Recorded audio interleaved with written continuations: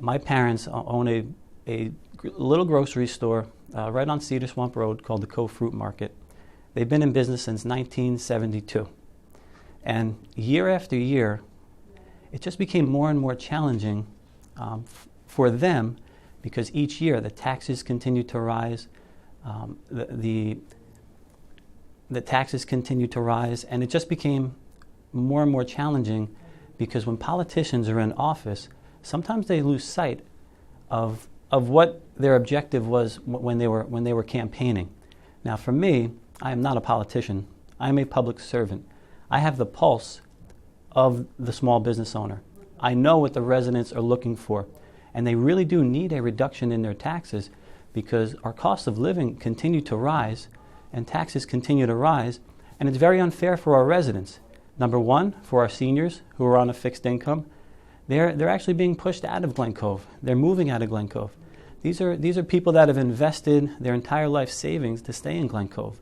Our young people, our young professionals, they can't move in Glen Cove either because taxes are so expensive and it's so challenging for them, and there's not a lot of economic opportunities.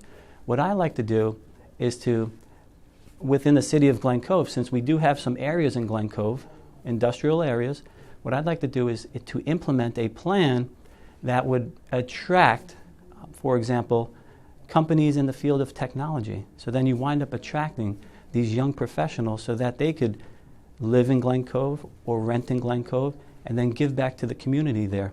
Like I said, my constituents really runs the gamut, from the very, very young to the seniors within our community.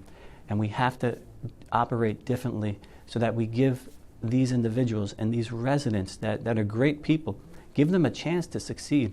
Give them a chance to fulfill the American dream. When politicians get elected into office, they break a lot of promises. And my opponent has, for sure, he's broken his promises. And he's forgotten about these individuals and these people who are trying to raise families.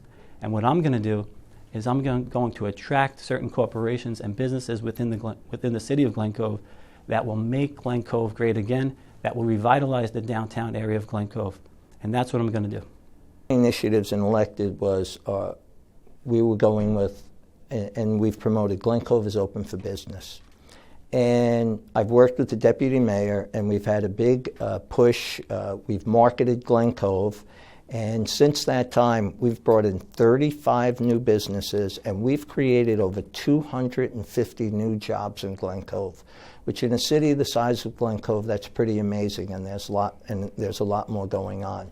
Because people see, and we're explaining to them the opportunity and the future of Glen Cove with our waterfront development, the revitalization of our downtown. We have a piazza project, which is going to be the first mixed-use development in our downtown, which will create bring us young professionals and try to invigorate and revitalize our downtown.